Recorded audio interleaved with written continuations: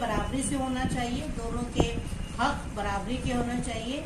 जो समाजी न्याय, समाजी बराबरी, समाजी सुरक्षा के लेकर के है, तो मैं इसको सदैव जो प्रोग्रेसिव और जो उदारवादी लोग होंगे, जो न्याय प्रिय लोग होंगे, वो जरूर इस कानून को लेकर के गंभीरता से सोचेंगे।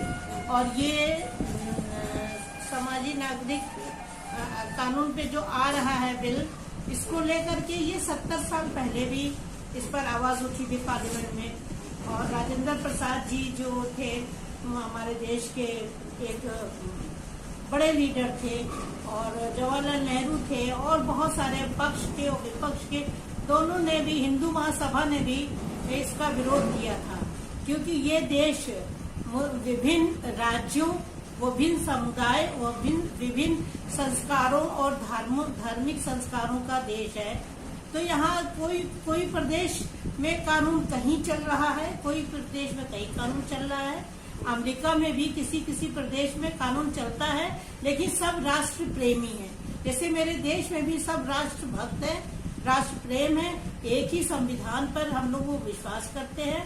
अगर महिलाओं को लेकर, बच्चों को लेकर के कोई ऐसा कानून आ रहा है जो अभी तक कानून प्रभावी नहीं है, तो हम उसका स्वागत करेंगे, बशर्त कि हमारे संविधान से न टकराए, हमारे मूल समुदाय, मूल संस्कारों से न टकराए। आर्टिकल 14, 15, न अमीरी न गरीबी, न गोरा न काला, न ही छोटा न बड़ा, किसी का भेदभाव न हो। समाजी न्याय एक ही हमारी सर्वोच्च न्यायालय से मिलता रहे, एक ही संविधान के हिसाब से सबको न्याय मिलता रहे। आर्टिकल 14 और 15 को लेकर, और आर्टिकल 40 और 41 को लेकर के। तो इसलिए हम लोग चाहेंगे कि जो भी कानून बन रहा है उसका हमारी सरकार ब्लूप्रिंट दिखाए, समाज को, समाज सेवियों को, एडवोकेट को और सभी को, जो देश के हित में हो और देश के नागरिकों के हित में हो, न्यायप्रिय हो, जस्टिस हो, समाजी न्याय हो, बराबरी का अधिकार हो। इसमें हम लोग सब लोग साथ देंगे, बिल्कुल बेशक साथ देंगे। हमारे पास भी लॉ कमीशन का सदस्य का लेटर आया है पूरी तरह से, और हमसे भी मशवरा मांगा गया है, और इस मशवरे को हम पूरा ड्राफ्ट तैयार कर चुके हैं। लगभग थोड़ा बहुत उसको अपने लेटर पैड में तैयार करके, हो सकता है कि हम कल या अगले आने वाले दिनों में हम खुद स्वयं जा करके हम लॉ कमीशन में ये अपना लेटर, अपना सुझाव दें, या हम बाय रजिस्ट्री भी कर सकते हैं। तो ये हम तैयार करें, क्योंकि मुझसे सुझाव मांगा है लॉ कमीशन ने। बिल्कुल सुझाव मांगे गए हैं। ऐसे में महिला मुस्लिम पर्सनल लॉ बोर्ड क्या क्या इसे किस रूप में देखता है, आप किस तरीके से इसे देख रहे हैं? क्योंकि सामान्य नागरिक संहिता में सभी को एक बराबर एक नजर से जब देखा जाना चाहिए, तो आपकी क्या कुछ राय रहेंगी?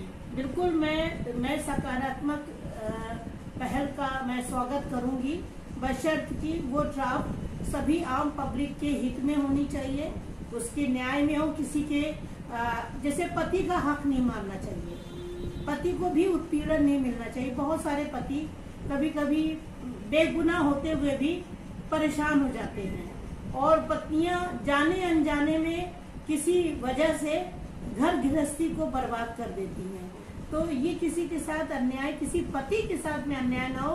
और जब पति पत्नी के परिवार टूटते हैं, तो बच्चे जो बेगुनाह होते हैं, मजलूम होते हैं, उनको माँ बाप का साथ छूट जाता है, उनको संरक्षण मिलना छूट जाता है। तो वो कहीं ना कहीं एक अच्छे नागरिक होने के बजाय कहीं वो भटक जाते हैं, और उनका भविष्य अंधकार में हो जाता है। तो हमारे लॉ कमीशन हम नागरिकों से ज्यादा वो जिम्मेदार हैं, वो ज्यादा संवेदनशील हैं, क्योंकि वो हमारे उच्च न्यायालय के जज रह चुके हैं, और बहुत सारे ऐसे जो वहाँ पे पदाधिकारी हैं, वो हमारे देश के संविधान की पूरी तरह से सुरक्षा रखते हुए नागरिकों के न्याय और अधिकार की बात करेंगे।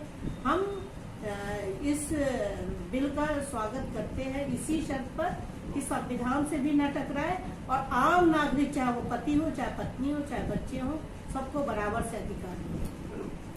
आईपीसी सभी के लिए एक है, लेकिन सिविल की जब बात आती है तो अलग अलग चीजें, कुछ लोग इसके विरोध में ही बात करते हैं। आप क्यों लगता है कि एक समान नागरिक संहिता ही होनी चाहिए, ये क्यों जरूरी है? देखिए, मैं आपसे बताऊं, समान नागरिकता जरूरी है या नहीं है, ये हमारे देश के बड़े जिम्मेदार लोग इस पे चर्चा कर रहे हैं।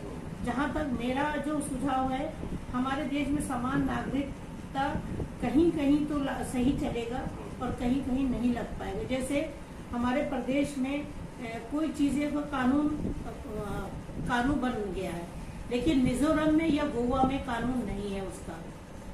बहुत सारे प्रदेशों में कानून नहीं है, बहुत सारे प्रदेशों में, और हमारे संविधान में प्रदेशों को भी ये अधिकार दिया गया है, असेंबली को, राज्यसभा को, विधानसभा को ये अधिकार दिया गया है कि आप अपने नागरिकों के लिए कोई कानून वहाँ के हिसाब से बना सकते हैं और पास कर सकते हैं। लेकिन जब ये समान नागरिक बन जाएगा तो फिर मुख्यमंत्री और विधानसभा का फिर नहीं रह जाएगा, टोटल राष्ट्रपति फिर उसको हैंडल करेगा।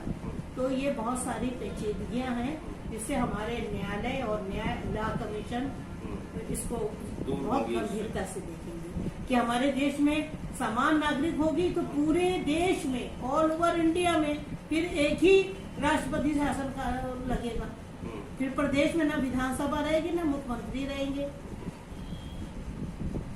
ये बहुत सारी चीजें हैं, क्योंकि प्रदेश में कानून बनता है, मिजोरम में कोई कानून है, कहीं कोई कानून है, और